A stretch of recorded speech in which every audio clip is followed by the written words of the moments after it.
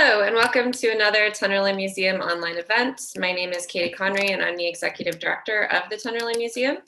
And we opened in 2015 with the mission of uncovering the lost history of the Tenderloin, as well as celebrating the vibrant present-day community. And we do that through historical exhibitions, an art gallery, walking tours, and weekly public programming. And we are open 10 to 5 Tuesday through Sunday with walking tours every Sunday at 1, and we'd love to see you there soon. So it is my honor this evening to introduce Susan Stryker. Susan is a trailblazing force, both as an academic and as an activist. She is an award-winning scholar and filmmaker whose historical research, theoretical writing, and creative works have helped shape the cultural conversation on transgender topics since the early 1990s. While working in the archives of the GLBT Historical Society in the early 90s, she rediscovered and helped popularize the Compton's Cafeteria Riot with her landmark film, Screaming Queens. Susan has been an incredible friend and advisor to the Tenderloin Museum. We've done many events together, and she's always been incredibly generous with her time and with her knowledge. And we're honored to be hosting this event to create a platform to share Susan's amazing new work. After Susan's presentation, we're going to screen the Adachi Project short film 111 Taylor during a pandemic and hear from Deputy Public Defender Rebecca Young, so be sure to stick around for that. And so without further ado, I want to turn things over to Susan Stryker. Right. Well, thank you, Katie, and thanks, Alex, too. I don't know if the audience can see you, but certainly they're helping keep the wheels on the bus. Thank you for your support. Also, although I didn't get a chance to meet her, Rebecca Young, who's going to be joining by a video recorded presentation later in the program tonight. Thank you, Rebecca, for joining in with us. I was invited here today to talk about something that I talk about a lot in my working life, which is what's happened at a building at the corner of Turk and Taylor Streets in San Francisco's Tenderloin over the course of the 20th century.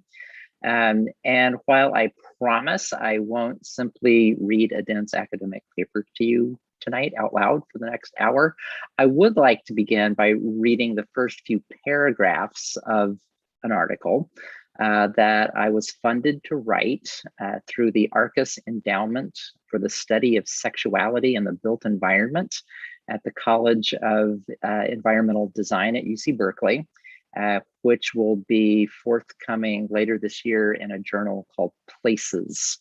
And my talk today is drawn from that work, from that article. It's kind of a dress rehearsal of the full version of the talk that I'll be giving in October at Berkeley. And this is sort of a more condensed version of that. Now, what I'm going to do, I'm going to go away for a second and share the screen, and you can see PowerPoint images instead of looking at me and my messy bookcases. So hang on one second while I start my screen sharing.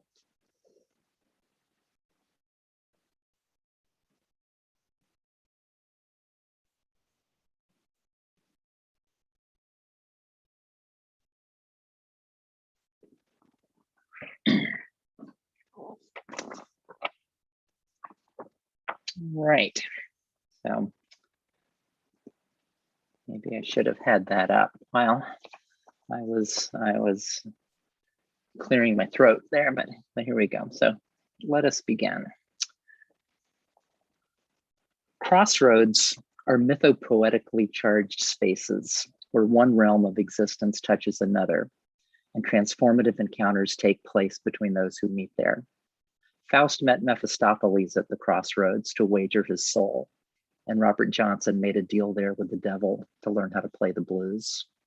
More than mere intersections, crossroads are sites at which to dream, to conjure new realities through the paths we choose to forge or follow. Turk and Taylor Streets physically intersect precisely once in San Francisco's impoverished Tenderloin neighborhood, but that singular geographical locus is simultaneously a crossroads inviting us to witness the many forms of need and violence that impinge upon that point in space. The crossroads of Turk and Taylor challenge us to envision and to build there a future where justice might dwell. In 1966, a structure at the northwest corner of that intersection, at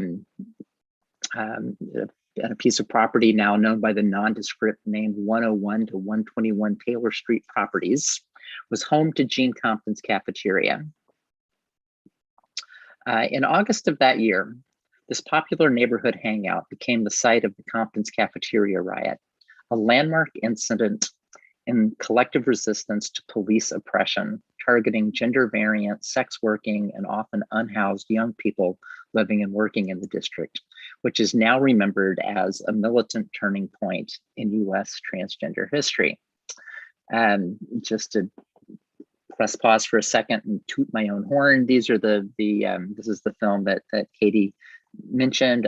If you'd like to read more about the Compton's Cafeteria Riot, I can recommend the account that I offered in my book, Transgender History, as well as the film that I co-directed with Victor Silverman, Screaming Queens, The Riot at Compton's Cafeteria. Okay, now, more than half a century later, the building at Turk and Taylor is owned by Geo Group, one of the world's largest private for-profit prison companies. In the building whose ground floor commercial space once housed Compton's Cafeteria, Geo Group now operates a residential reentry facility under contract to the federal and California state prison systems. An awning over the entryway, identifying the building as the 111 Taylor Street Apartments, belies the fact that it is actually a correctional institution whose residents remain under the authority of the penal system while they prepare for post-incarcerated life. I mean, it's basically a prison disguised as an apartment building. This article argues that the collective resistance to police oppression at the intersection of Turk and Taylor in 1966, as well as the subsequent use of the building there for a prison, are both rooted in the Tenderloin District's historic function as a containment zone for marginalized populations and criminalized behaviors related to sexuality and gender expression. A containment zone enforced by often corrupt policing that is also implicated in histories of racial segregation.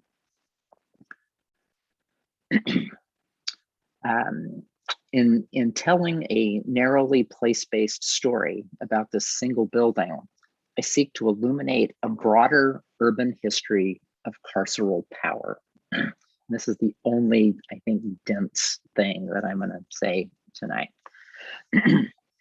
In using the term carceral power, I draw from the work of Michel Foucault to suggest how the spatial logic and practices of the carceral complex, the whole hairball of surveillance, policing, criminalization, punishment, confinement, correction, discipline, how the carceral complex extends beyond the physical walls of the prison as it is conventionally understood to become organizing principles and practices of governance for society as a whole.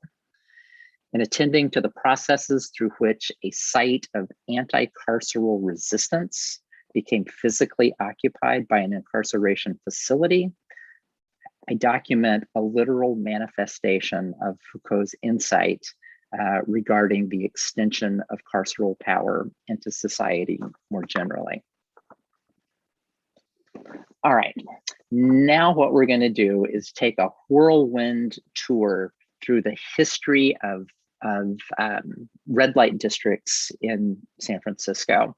And what I'm trying to suggest and taking you through this whirlwind history is that this carceral logic, this idea of like physically, geographically containing criminalized behavior in a particular location is just sort of shot through the history of San Francisco, and that we can use that concept to understand why the Tenderloin as we know it today became the home of transgender people who rioted against the police in 1966. So to just start with the gold rush in 1848 and 1849, I will apologize first for the really ugly quality of some of these maps. I just did a very sort of quick, down and dirty, cut and paste, draw on things in my PowerPoint program, but hopefully it's like the pictures that I have will help you understand the story that I'm trying to tell. All right, so 1849, 1850, you've got so many people coming to San Francisco. They're drawn from all over the world, from throughout the Pacific Rim. And what happens almost immediately is that there are two waves of vigilante violence, the vigilance committees in the 1850s, which basically institute white supremacy and Anglo rule in this very multi-ethnic, multinational San Francisco that took place after the gold rush.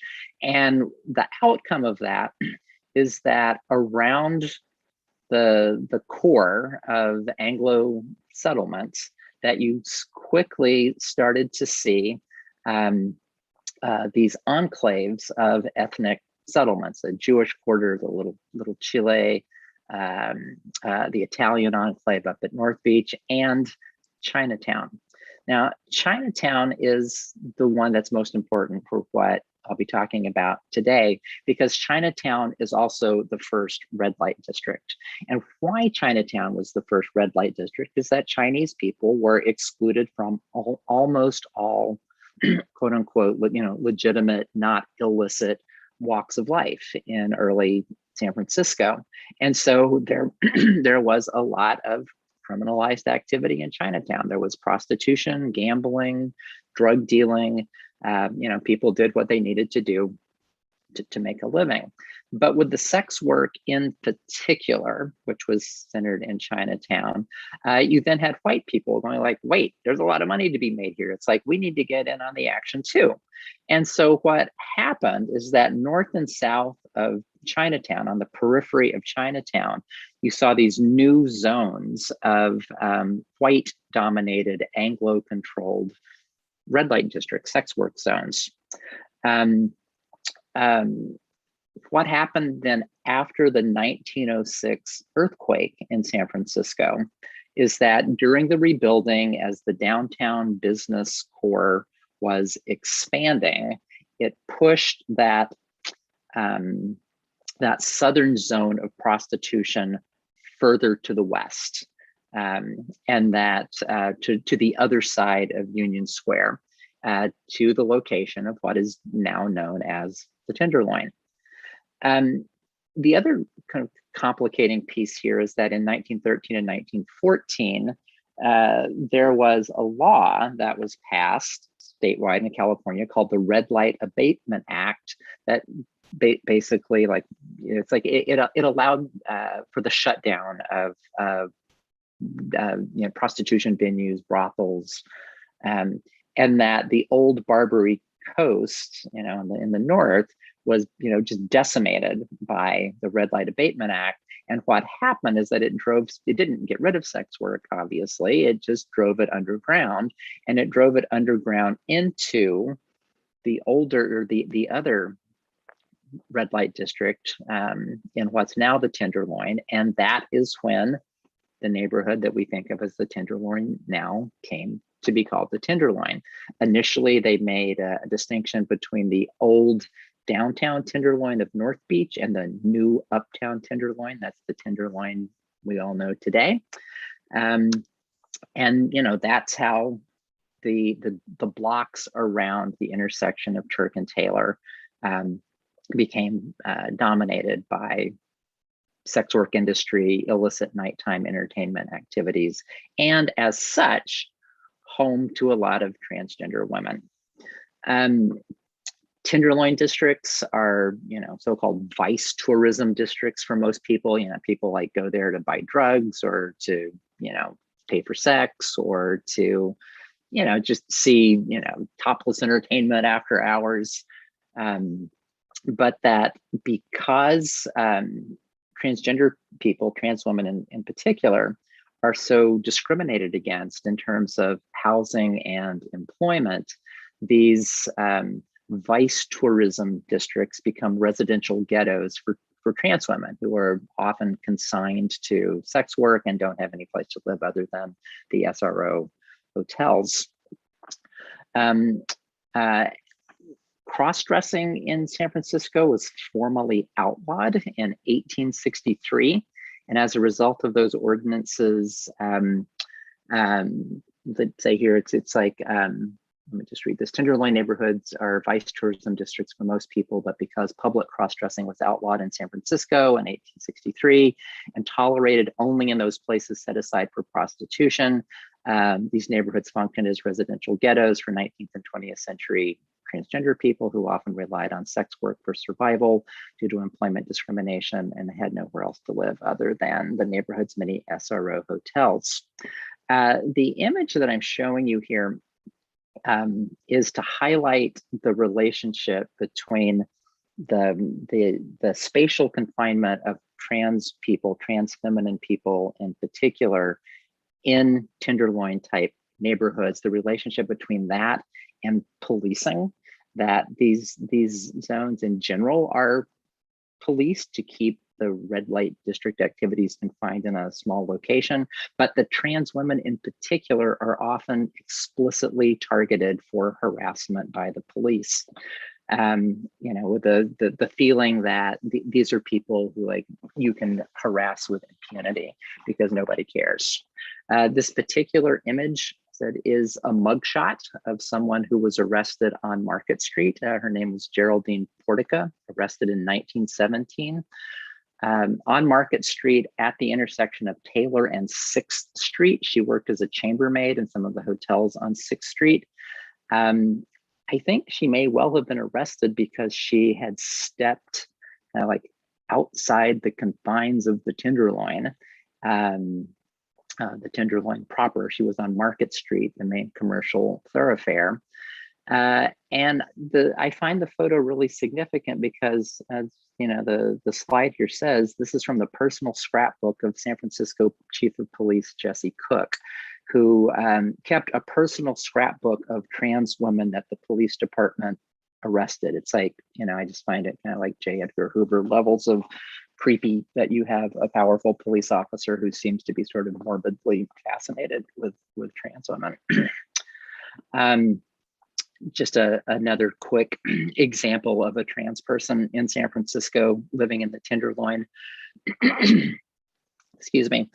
This is someone who we know only through the pseudonym Jenny O, who was case number 13 in Magnus Hirschfeld's book on transvestites, this early 20th century German scientist and medical doctor.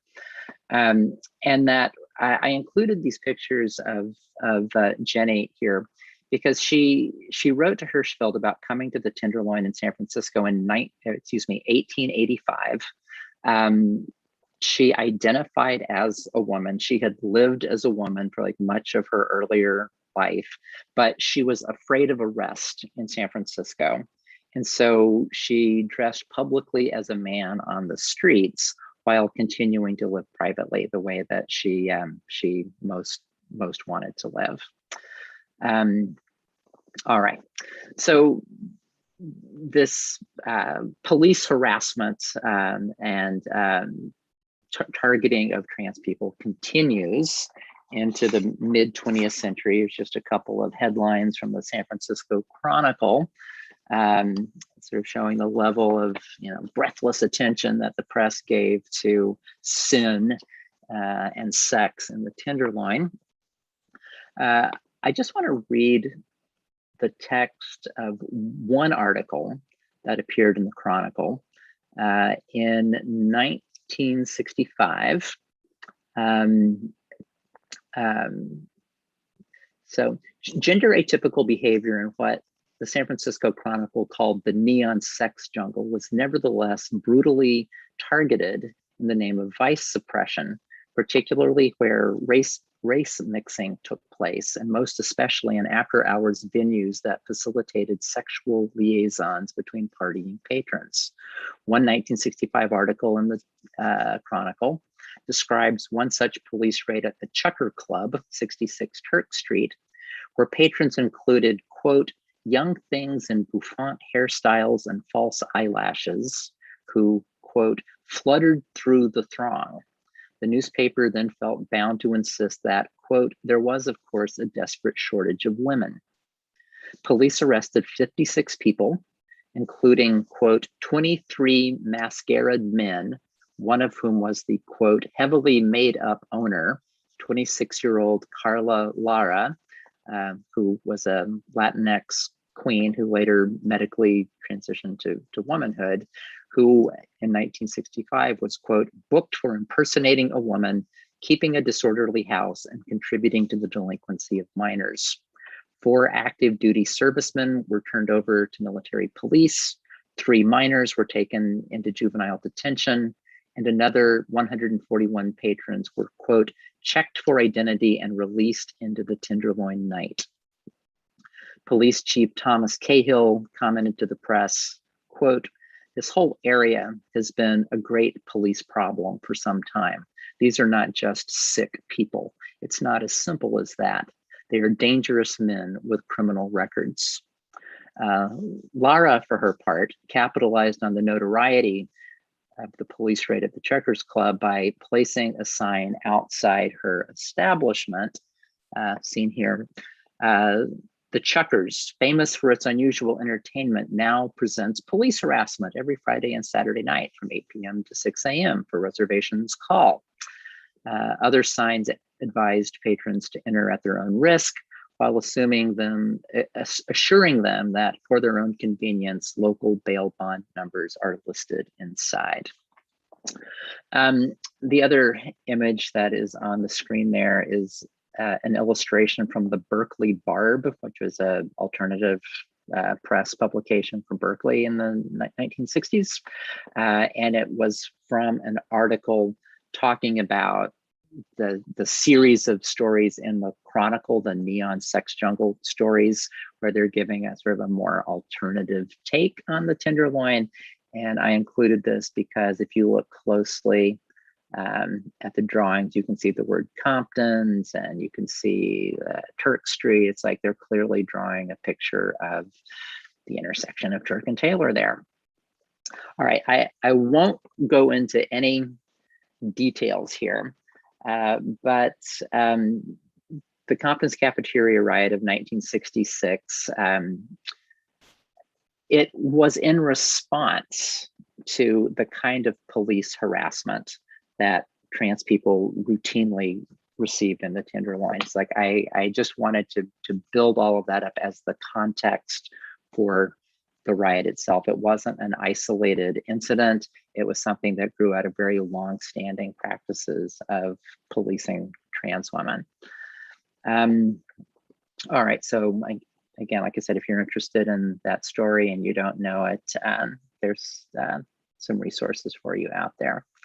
But what I want to do now is to shift to the second half of the talk, which is to talk about what happened at the corner of Turk and Taylor after the Compton's Cafeteria Riot of 1966.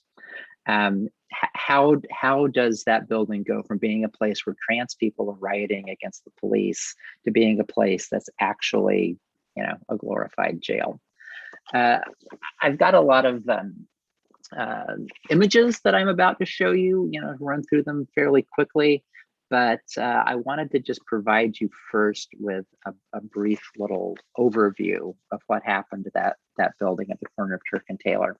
So first, Compton's kind of struggles along for a few more years. It closed in 1972. The San Francisco newspaper columnist Herb Cain mentioned it in his column in a column in August 1972. He said, quote, the great old cafeterias continue to go. Now Compton's at Turk and Taylor, first place to be picketed by gay lib for rousting the Trey gay boys. It was the Comptons was picketed before the riot. First place to be picketed by gay lib for rousting the Trey gay boys has closed after 20 years.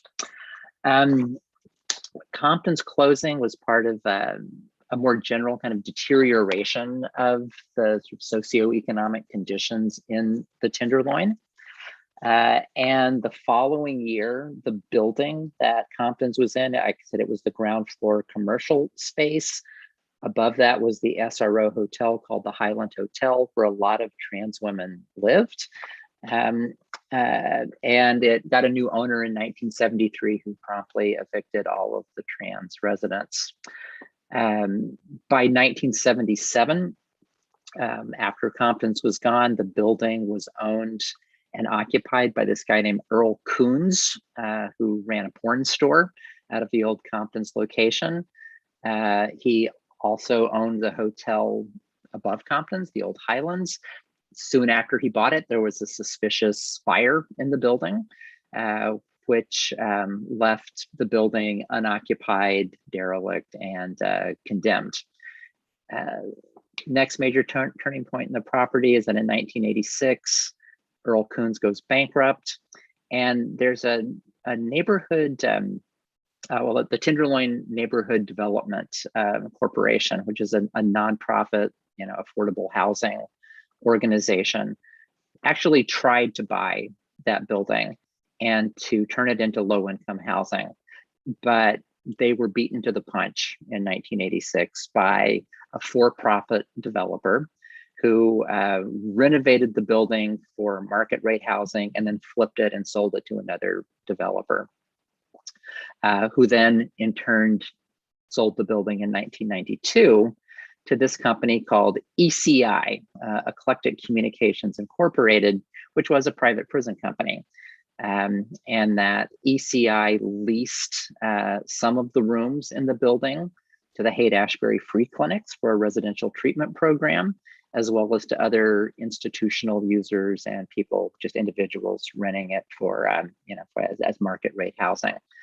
In 1993, there was a public scandal about the building being used as what people were calling the Tenderloin Jail, unbeknownst to many people in the neighborhood and in violation of some of the zoning ordinances.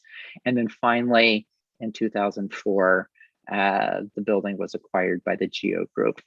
All right, so I'm going to kind of go through all of that again. I just wanted to give you the overview, but let me show you some pictures here.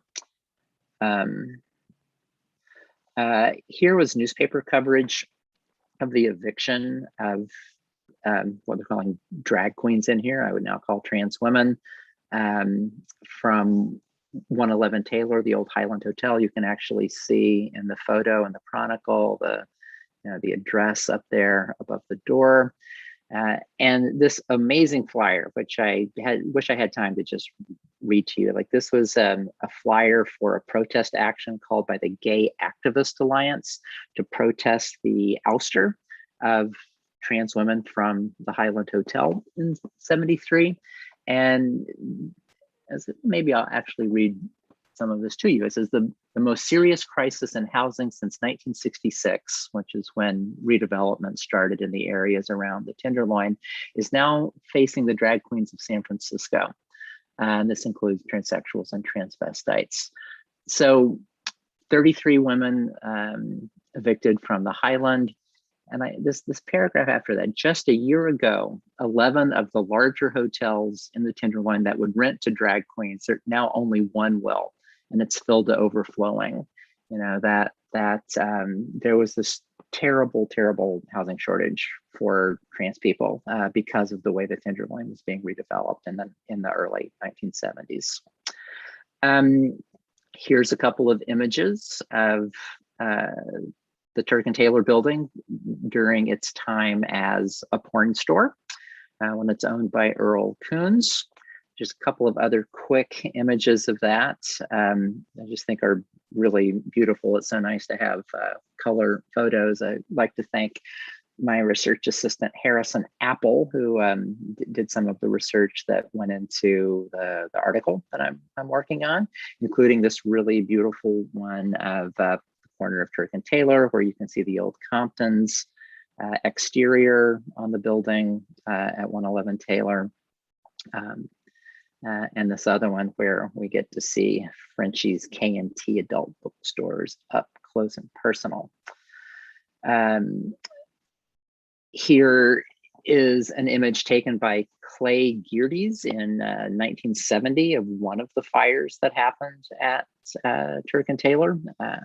It's the 1978 fire, however, that we have. We don't have a photo for. That was the one that resulted in the condemnation of the hotel at 111 Taylor. And I just wanted to mention that there was a wave of arson fires in the Tenderloin in the 70s and 80s. I think in anticipation of, driving people out of SROs in anticipation of the ongoing redevelopment and gentrification of the neighborhood. Here is an image of the old Highland Hotel being renovated as market rate housing in 1986. So this is after it had been vacant for almost a decade. It's being rehabilitated for use. And after it's been rehabilitated, being acquired by Eclectic Communications Incorporated, ECI, where they were running a jail. So this is a story from the Tenderloin Times written by Barbara Ferry. And what the story was about the fact that the sheriff's department, in order to avoid being fined for jail overcrowding, they contracted with this private provider to make rooms available for inmates at the county jail.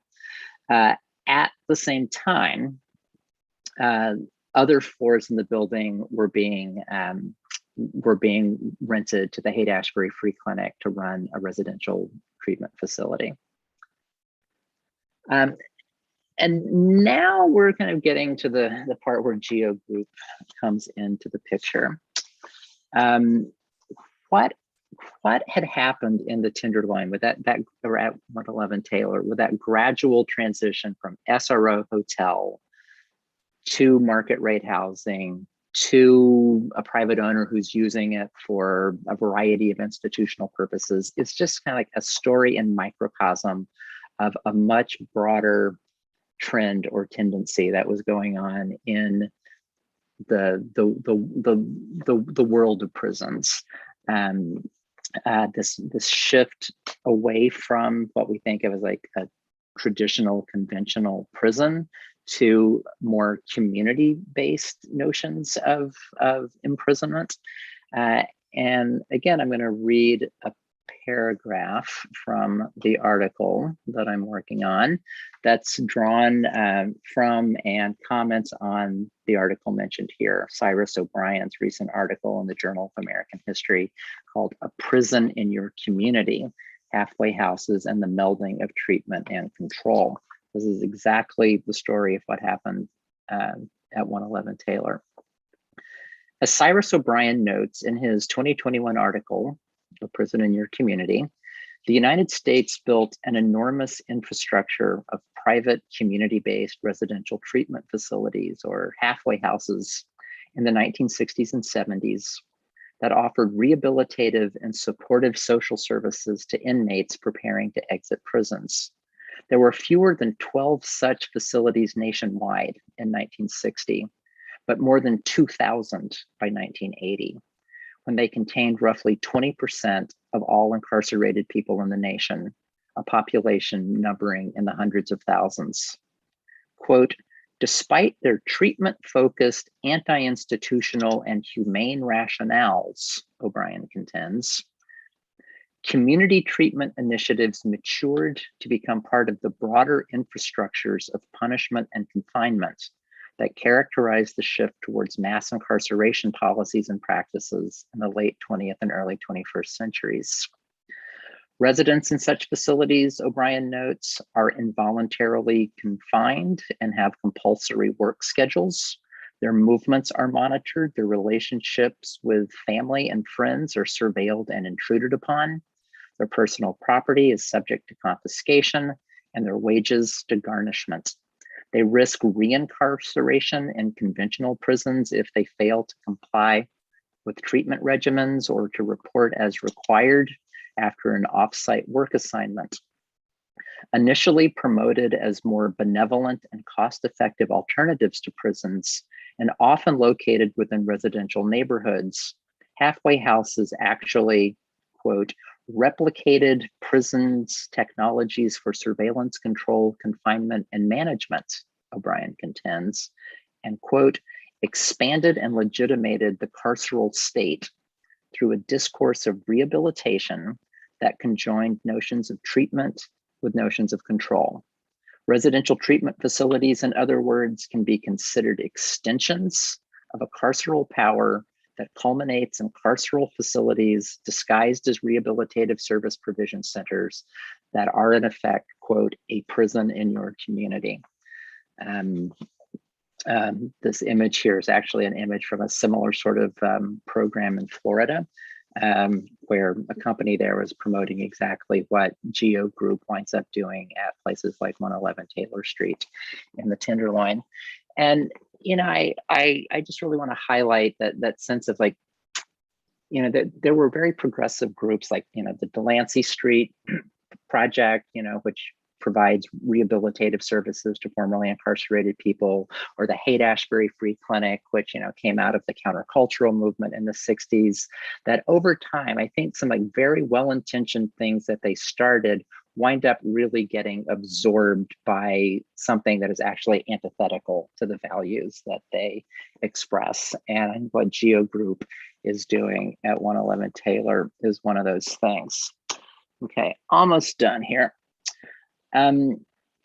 Just a bit on Geo Group, you know, mentioned them earlier, you've seen this slide before, but Geo Group was founded in 1987 as a fully owned subsidiary of the Wackenhut Security Corporation, specializing in providing private prison operations.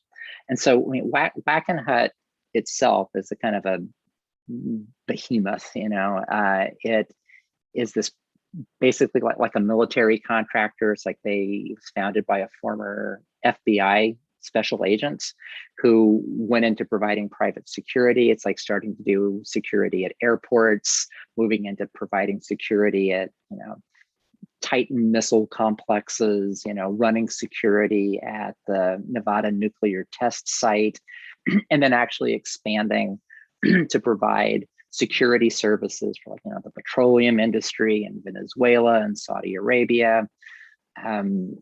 Eventually starting to develop replacement workforces for people in securities and first responder emergency services. When people would go on strike, Wackenhut would come in as the scab, you know, providing, you know, contract labor to replace the striking workers. And it was in this context that they developed a subsidiary, which became Geo Group, which was designed to market incarceration services to city, state, federal, you know, other national governments as a kind of a cost. You know, they would say, oh, like, we can do it cheaper than you can. It's like, you can outsource this to us. And that was the context in which Geo Group was founded in 1987. Their first contract was to run the Aurora processing facility in Colorado for ICE. They have formed numerous wholly owned subsidiaries of their own and partnership agreements of their own in Australia, South Africa, the United Kingdom. They provide private prisons, prisoner transportation, prison architecture and design services, psychiatric incarceration facilities, carceral chemical dependency programs, and residential behavioral and mental health treatment services. Geo became a fully independent company in 2002. And in 2013, they reorganized themselves as a real estate investment trust, an REIT, which is something that allows them, one, to like avoid federal corporate income tax, and also to develop another revenue stream. Like, not only did they buy properties to run carceral services on them, but it also allows them to speculate in the commercial real estate market. So finding another way to profit from the properties that it owns. And those real estate assets that they hold include 101 to 121 Taylor Street, as well as another Tenderloin residential reentry facility that they run in a former SRO on 6th Street at 139 6th Street. All right, so that kind of gets us up to the present. And I just want to begin ending on trying to pull together the older history of the Tenderloin and the Compton's Cafeteria Riot with what's happening now. And that the point that I really hope to drive home in the work that I'm doing now is to say that we should remember history differently, or remember history differently. That the Compton's Cafeteria Riot is often remembered as a quote unquote transgender riot, but that it was not merely an act of resistance by a small and isolated minority community of transgender people, but that these were people who were engaging in an act of resistance against a carceral power that targets many other communities as well. So that remembering what happened at Compton's in 1966 should be part of remembering, so re-articulating, putting back together the sundered relationships between all who have a stake in resisting carceral power, both in the form of conventional prisons with walls, as well as prisons in our communities like the one at 111 Taylor, in spite of whatever differences we might have with each other. At the risk of a bad pun, I would say that how we need to understand what happens at Turk and Taylor should be truly intersectional. And here are some closing thoughts. When people stand together, not just at the intersection of Turk and Taylor, but in its mythopoetic crossroads, what vision of the future? What vision of the future might we conjure there? One that is otherwise and better than the present. San Francisco is a city whose social fabric has been tattered by tech-driven gentrification that has displaced longtime residents and created one of the worst housing and homelessness crises in the country. There is a desperate need for affordable housing, particularly among communities of color. What would it mean and what would it take to liberate a historic site of resistance, trans resistance, from its occupation by a private for-profit carceral facility and turn it into something that better serves so many unmet needs? How might collective action in the streets and in the halls of power make the operation of the 111 Taylor Street facility impossible? How might we collectively insist that the needs of the currently incarcerated be met by other means that served them better and profited no one but themselves? How might practices of incarceration themselves be abolished?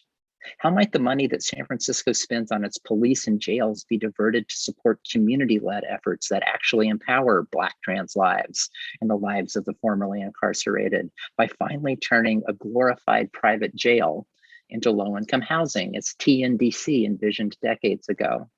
Why not reopen a cafeteria to provide job training opportunities for people who need them, provide office space for nonprofit organizations serving our communities, partner with museums and art organizations to create historical and cultural programs and exhibits about the neighborhood and its inspiring history?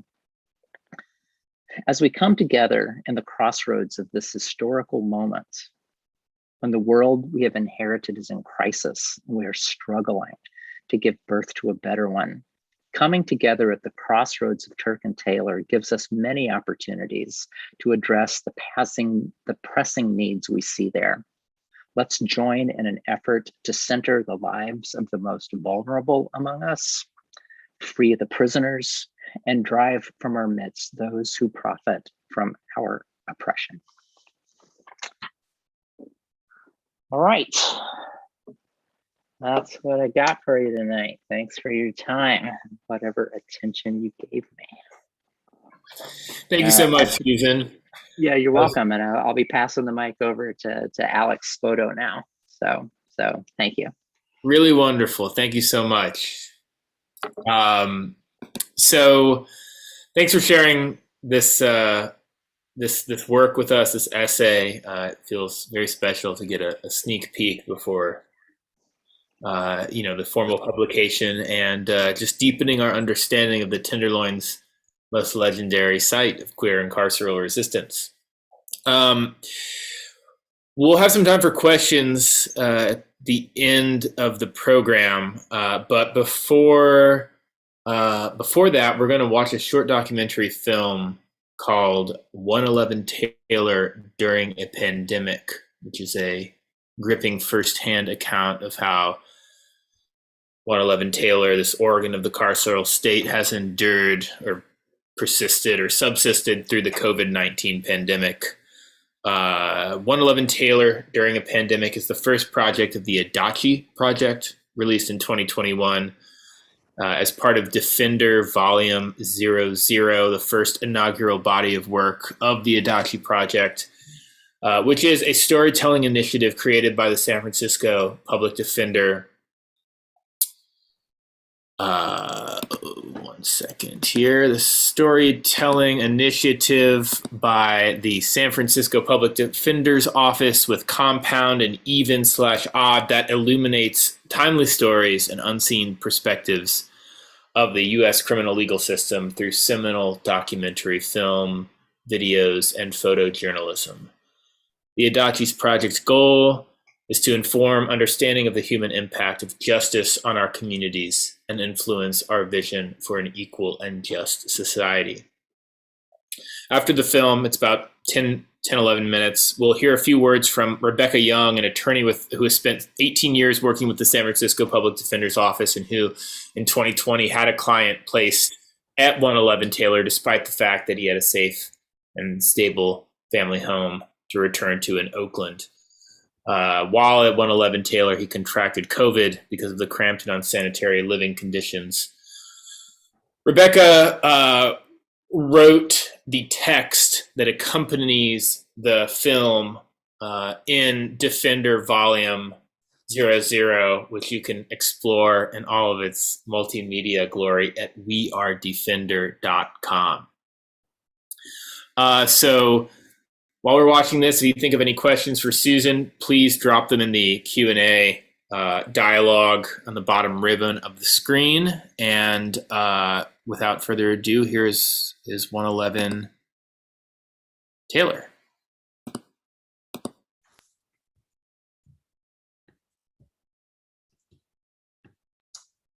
Yeah, and film.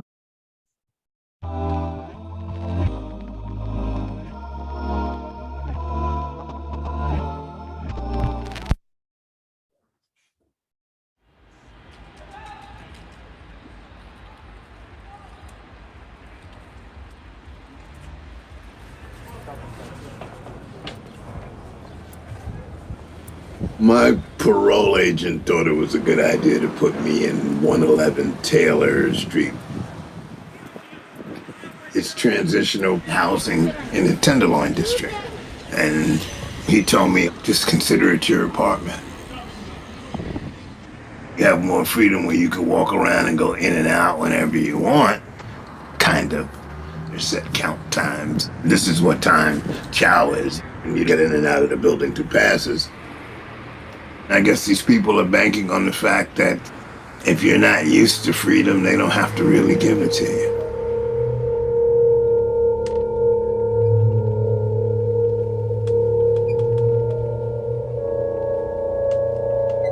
I'm going to make one last pass downstairs to the Fed floor and the dining room and see if I could document what it looks like inside of this place. Okay.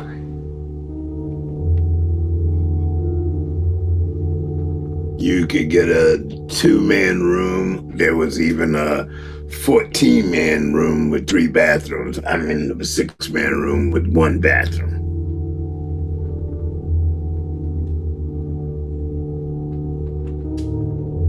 remember having a meeting when this first started happening. Someone said, "Are we getting masks?" And the assistant CEO, he said, "Oh, you don't need masks unless you already have coronavirus." The beginning of all this, we weren't allowed to wear masks. And that's one of the conditions of my parole, is I can't wear a mask.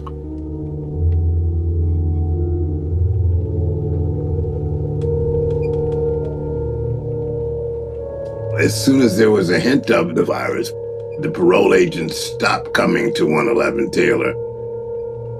We've been doing any dealings with the parole officers over the telephone, and that's been minimal.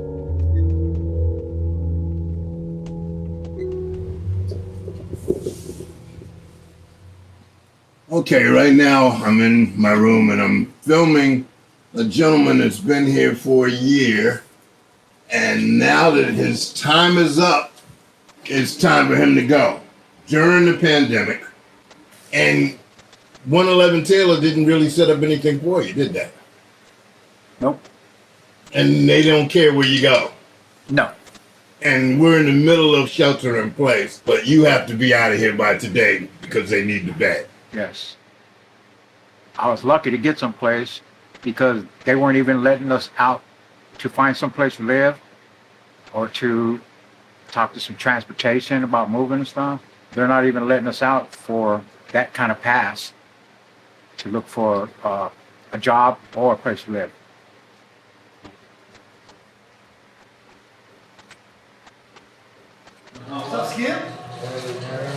So this is the day room. Obviously, no social distancing. There might be 10 of us in this room. I'm close enough to touch the person next to me, and I'm all the way in the corner.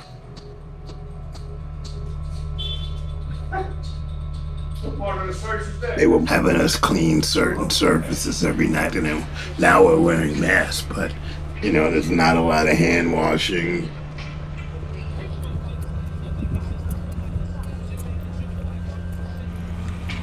Saturday, I arrived and I couldn't help but notice there was an EMT out front.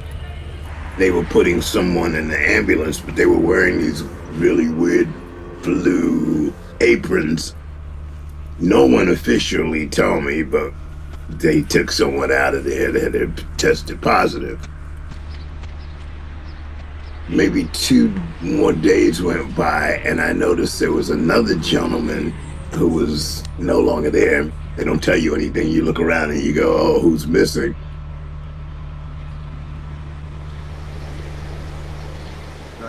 Mr. Poor is one of my, we try to call these rooms, but we kind of feel like they're cells. He's one of my cellmates out of the 6 people that live in this room. Quite recently, we discovered that somebody tested positive for the virus, and now that person is actually back in the building. Hold on 1 second. We have one confirmed positive case, and believe you when I tell you this, there's no such thing as just one confirmed case. There's more, they just ain't confirmed them yet. How many, we don't know. But let's put him back in the building with the other people because, well, I ain't figured that one out yet either. I guess, something happens to one of us, it's no big loss to society. But I came here thinking I had a safe haven. It was nice. I'm out of prison. Oh my God, it couldn't be that bad. Well, that was wrong. Yesterday we were supposedly going to all be tested because there's a confirmed case, at least one. There's no movement outside of the building. We're all waiting. So I'm gonna take a little stroll down the hallway. We're all waiting. Waiting and waiting. Nobody running the ship in the office. We had the Department of Health come yesterday and just do a walkthrough. Just wait. out of this way.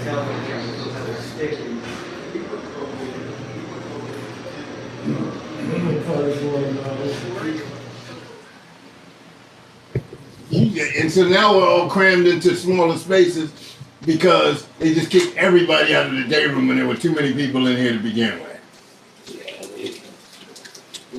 Take them all out, wipe it down. Yeah, wipe it down. Someone asked me, is that the residents sterilizing with no gloves and spray bottles and paper towels? I said, yeah.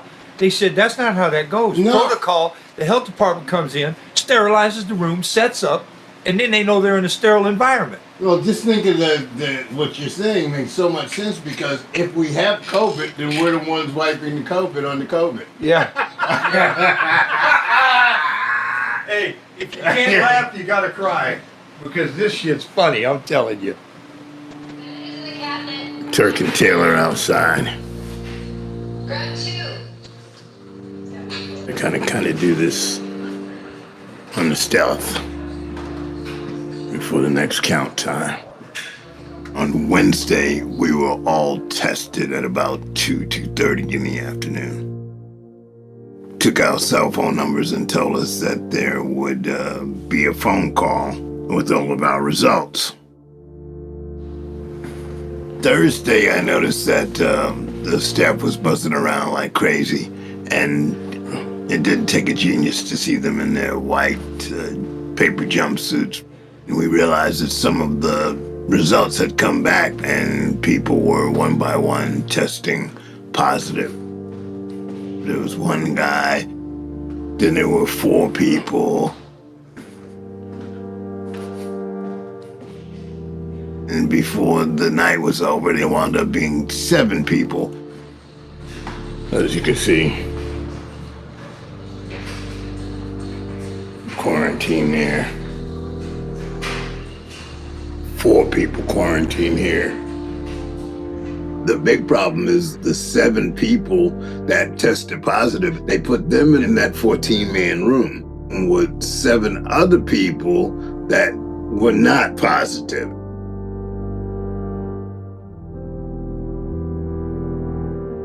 And when I got up in the morning and came out and looked at all of the posters saying which rooms have been quarantined, it was 12 people.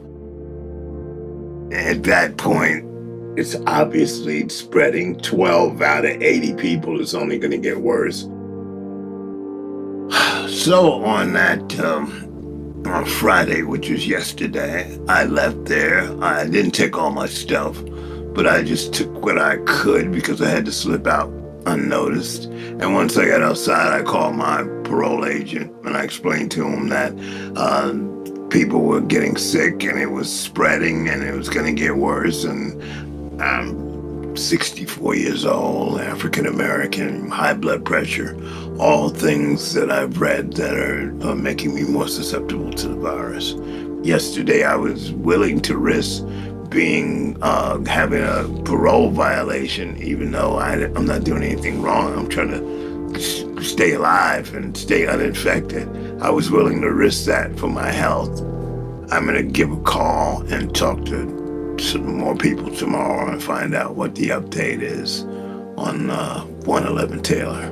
Okay, thanks.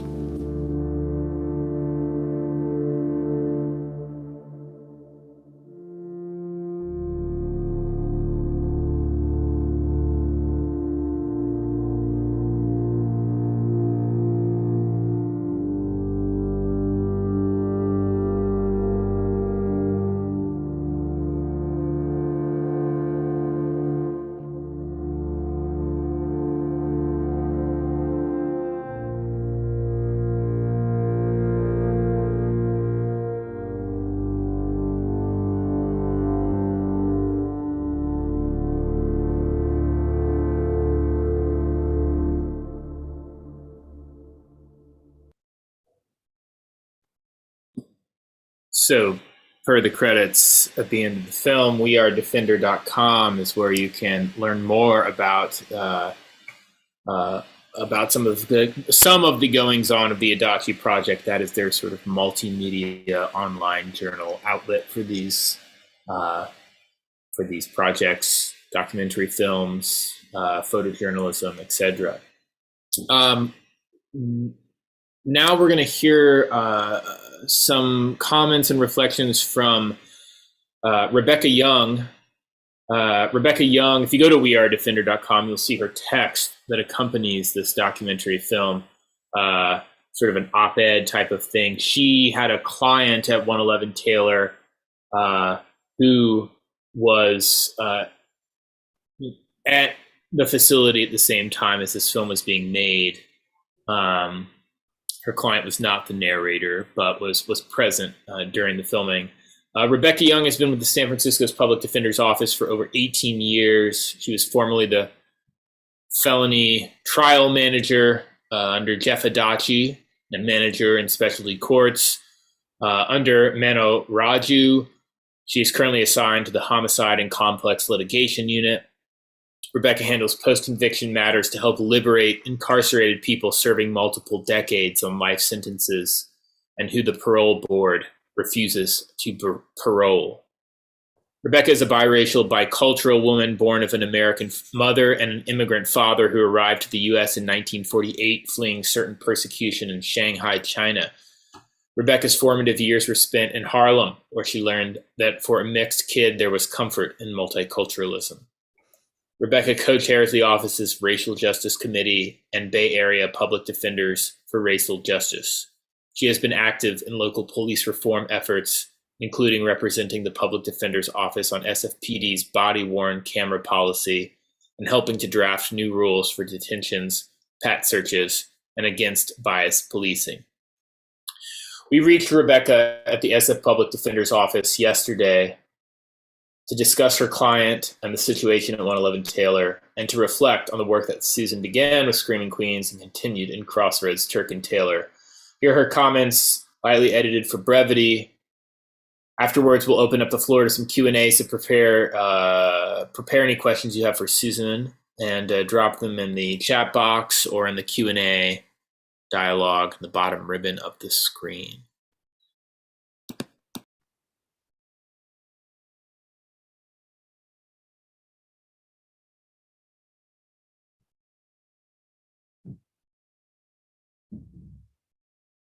In terms of the making of 111 Taylor, so, the Adachi Project is this great collaboration with our office where they do multimedia and filming of our various clients' situations, either release from prison or community issues. And we were very upset. A couple of us had clients at 111 Taylor, and we were very frantic about what was happening.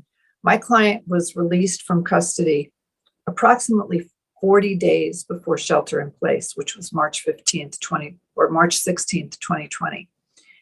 And so he was sent to 111 Taylor prior to, shelter in place. And I got, in touch with him. And at first he said, oh, everything is basically okay. I'm cool. Don't worry about me. And then as the situation worsened and he said, people are coughing. There's no social distancing. There's no masking. They won't test us.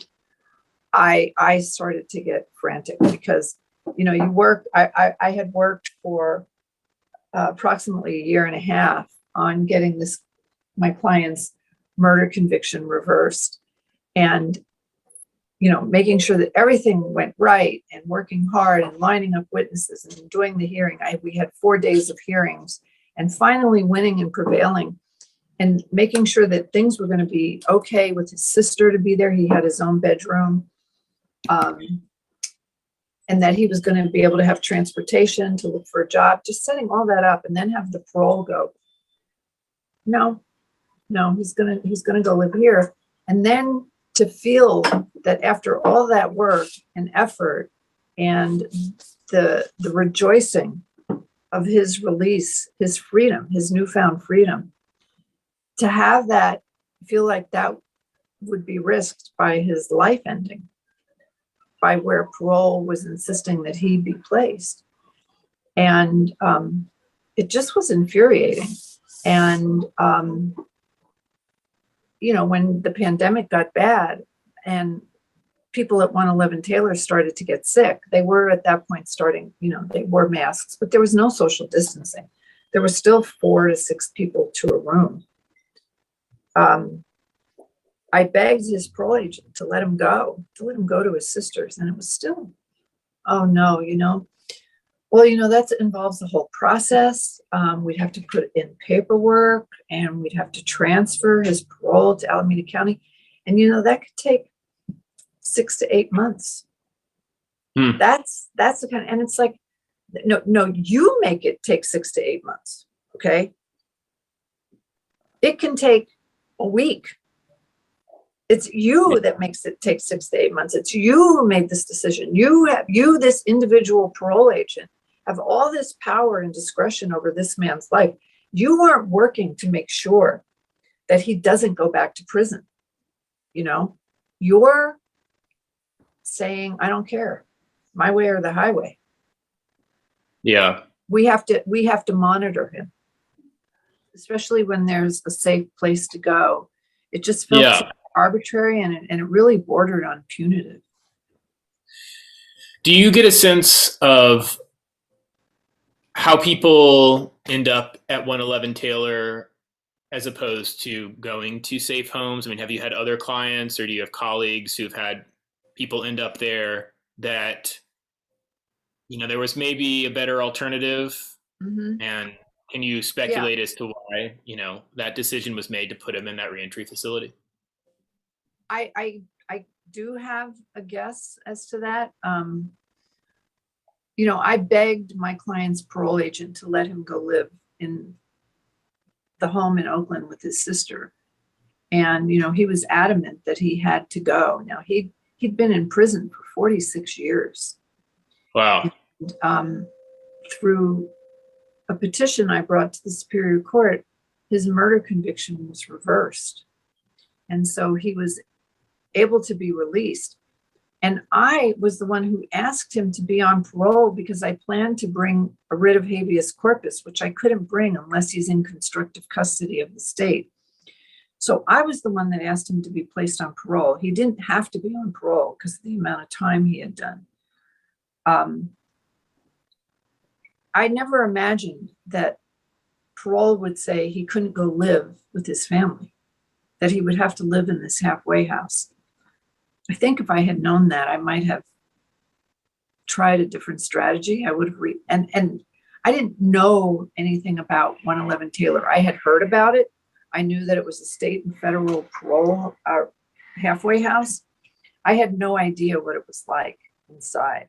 It was the first time I actually had a client placed inside. So my speculation about why is because why do they put people there even though they have safe places to go? Is because it's convenient for the parole agents. They don't have to travel to all the different locations to see their parolees. They go to this one location and they see them all. And so it saves them time, energy, and, you know, other things, right? And the parole, if you're paroled to San Francisco, which is Region 1, you know, San Francisco is a pretty small area, right? And so it just makes it so much more convenient rather than saying, oh, I have to travel to Chinatown or out to the Avenues or to Portola or to the Bayview or, you know, wherever. So that, yeah. And plus, we have to justify this contract. Right. I think these contracts should be abolished.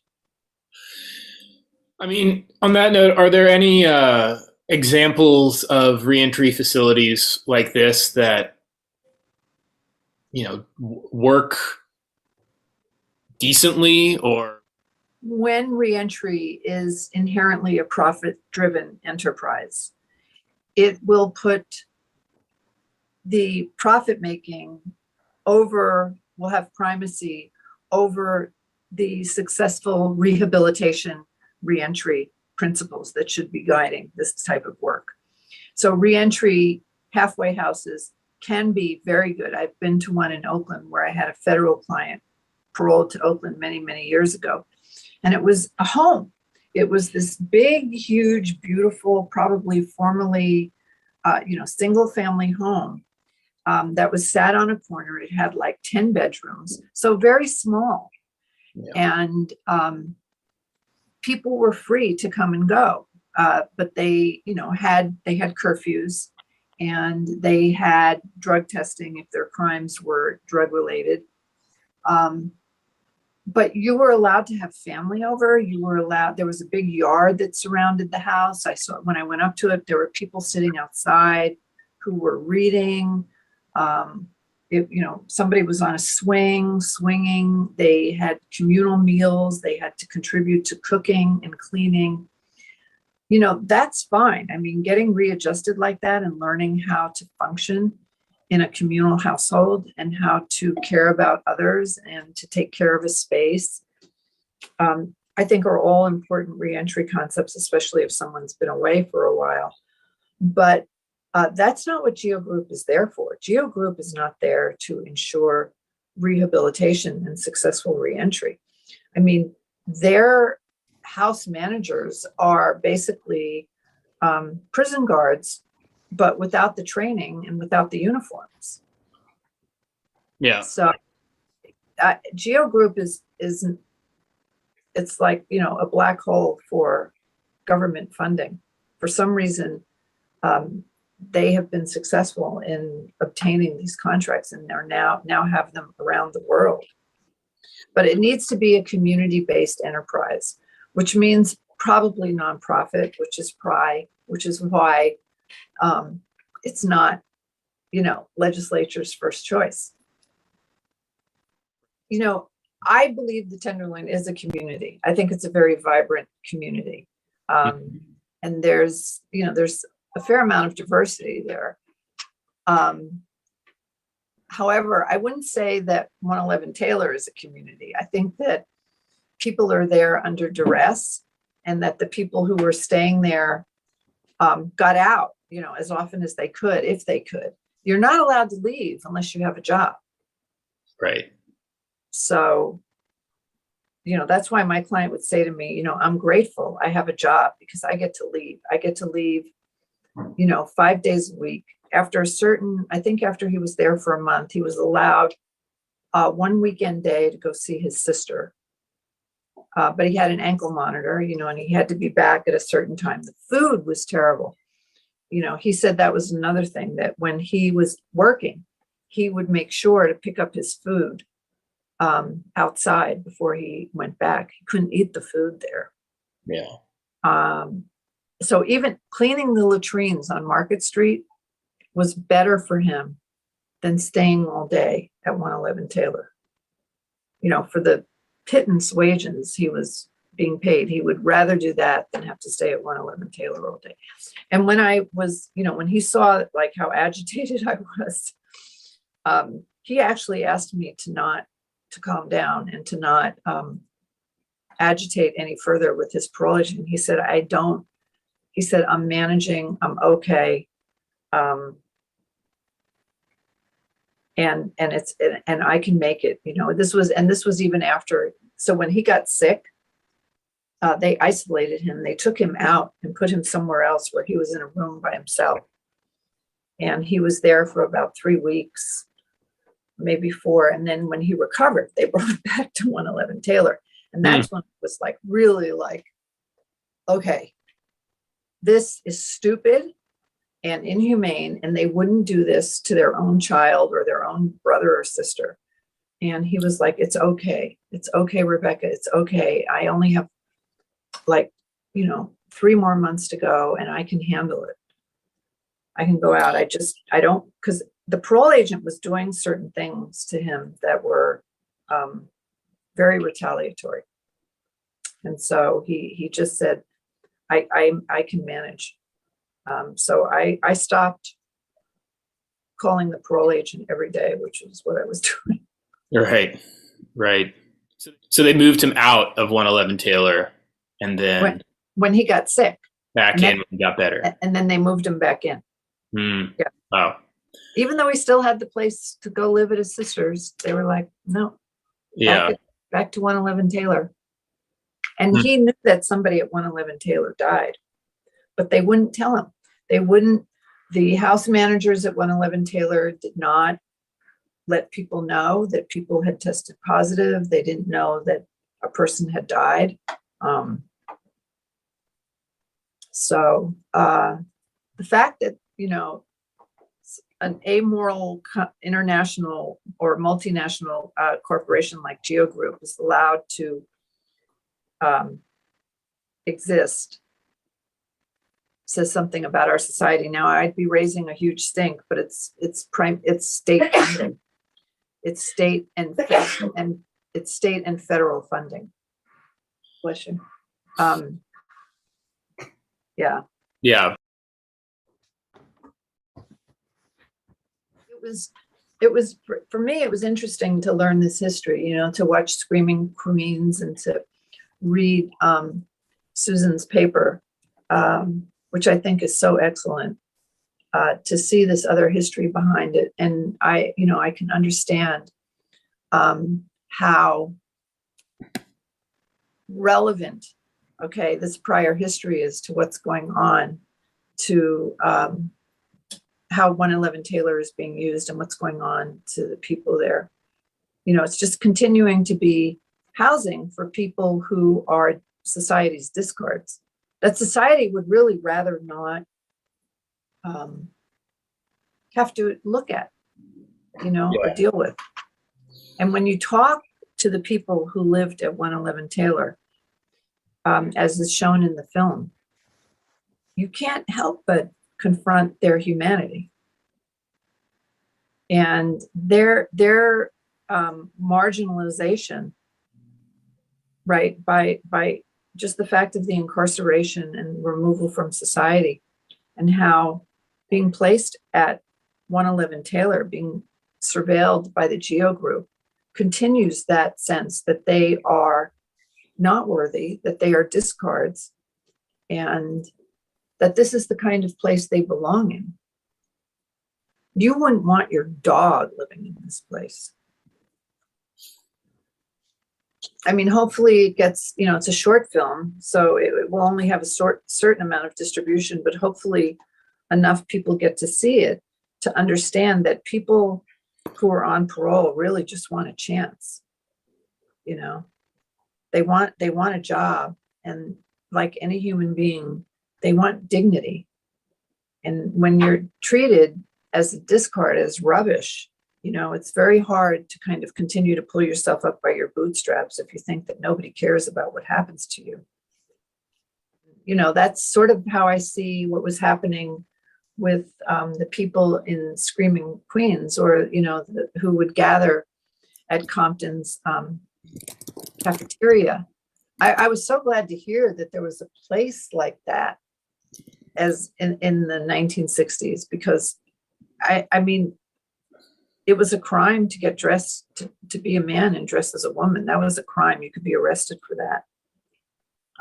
I mean, I always knew that you could be arrested for being gay and for, loving a person of your own gender. I had no idea, like, it was actually a crime to dress as a woman. I mean, it's sort of like, it's an aspect, that I think it's an exterior aspect that maybe reflects what you're experiencing on the interior. And the idea that that could be a crime is, you're not harming anyone. What is the harm? Right. Craziness. Yeah. So I certainly am hopeful that this can be transformed.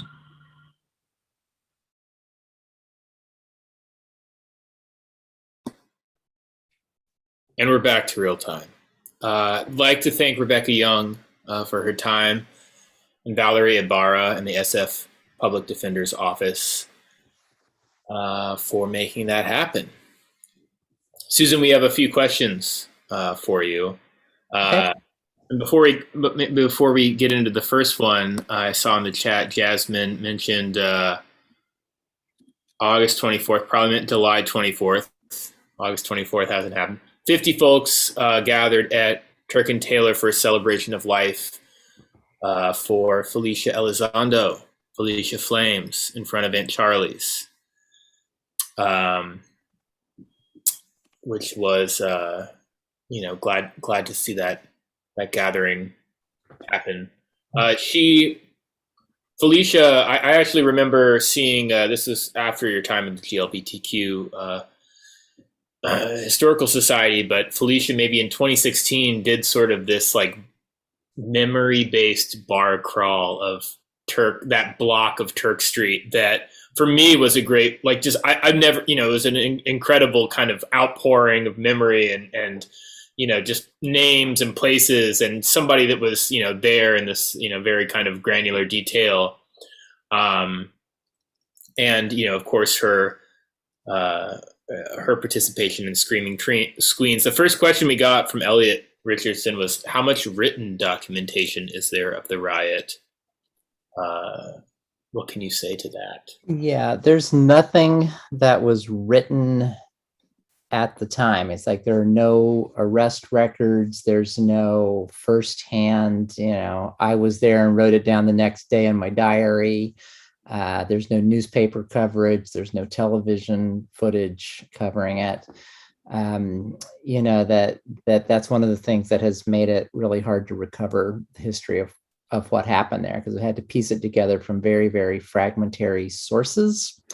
And the best accounts of what happened were written several years after the fact. The best account was by Raymond Brochiers, who didn't write it down until 1972, when he was that image that I showed in one of the slide of the purple butterfly with the fists, for a body. That was the program for the first gay pride parade program the program for the first gay pride parade in San Francisco, 1972, that Ray Brochiers organized.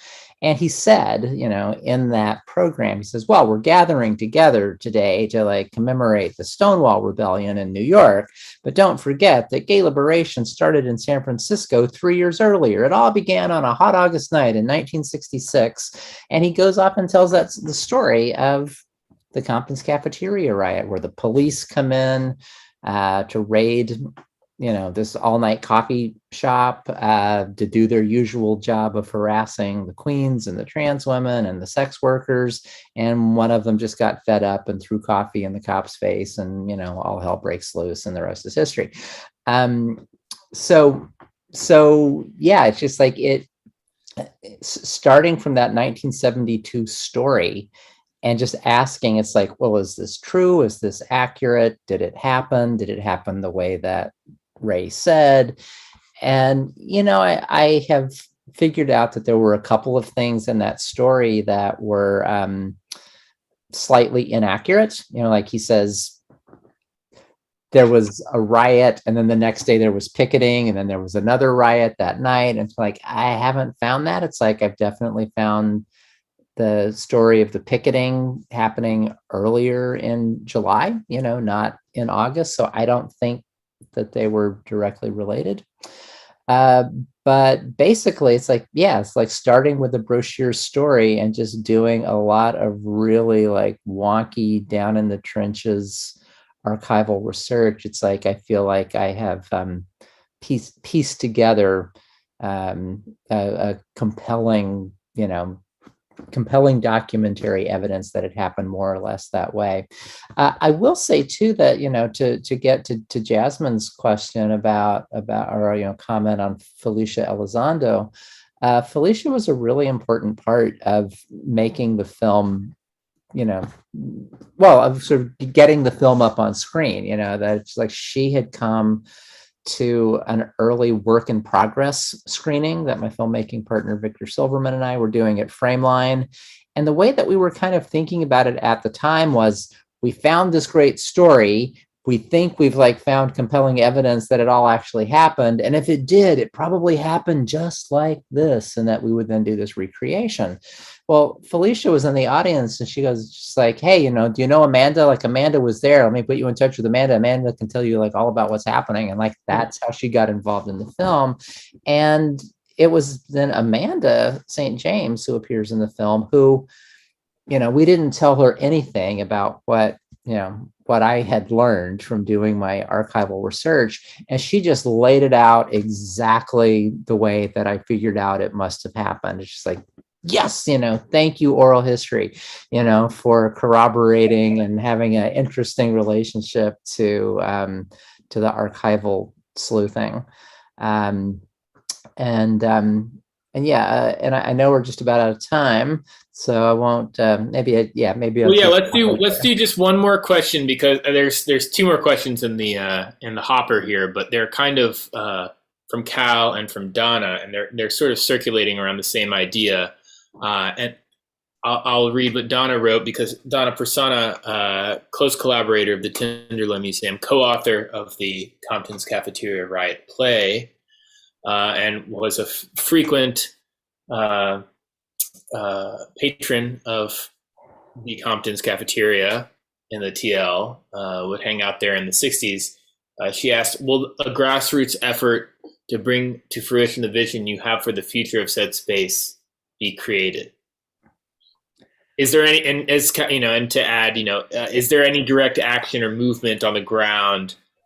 It's my phone's going nuts. Stop going nuts, phone. I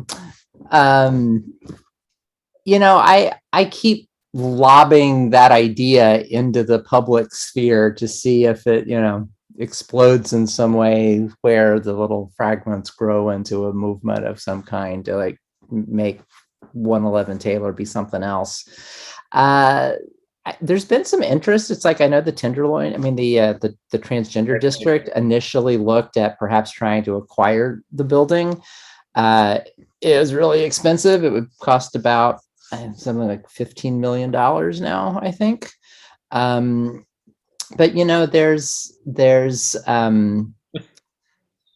it's like, I do think there are ways of like leveraging historical landmarking and, cultural preservation, cultural heritage kinds of claims about the importance of the building to maybe access some other kinds of federal funding for site acquisition.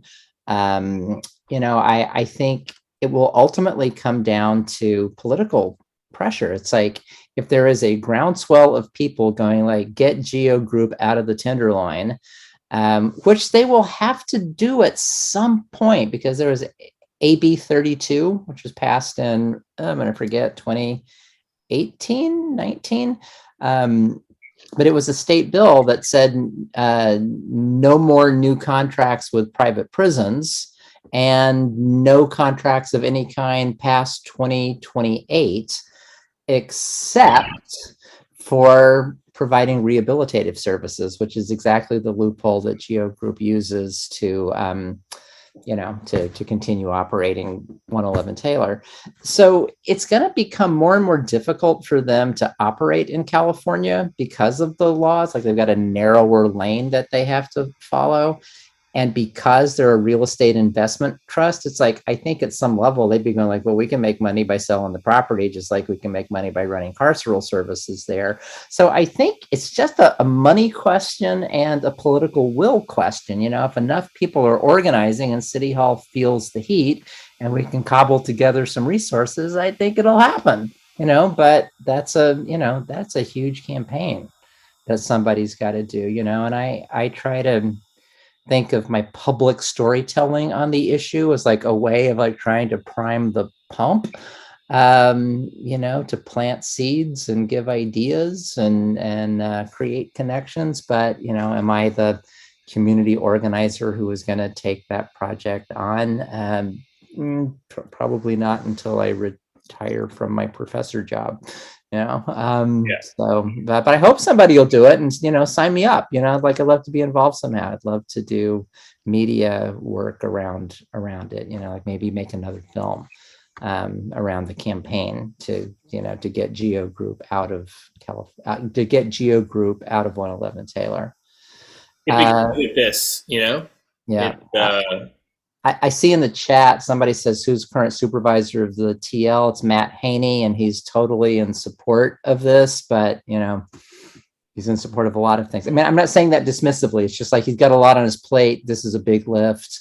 I believe from every conversation I have had with him and with his legislative aide, Honey Mahogany, that they would be enthusiastic supporters of, and players in any effort to get Geo out of the TL. Well, there you have it. Thank you, Susan, for being here and for sharing this work. We'll keep an eye out for it in places. Thanks so much, Susan, and for everyone for joining us this evening. Yeah, thanks all. Yeah. And we'll maybe see some of you out there in the audience at the Tenderloin Museum. If you missed any part of this program, you can check it out on our YouTube page starting around tomorrow. Thanks for attending. Thanks for participating in the chat. Sign up for our newsletter on tenderloinmuseum.org to learn about future events. And thank you so much to everyone for being here. Really appreciate it. Thanks, everyone. Bye. Bye.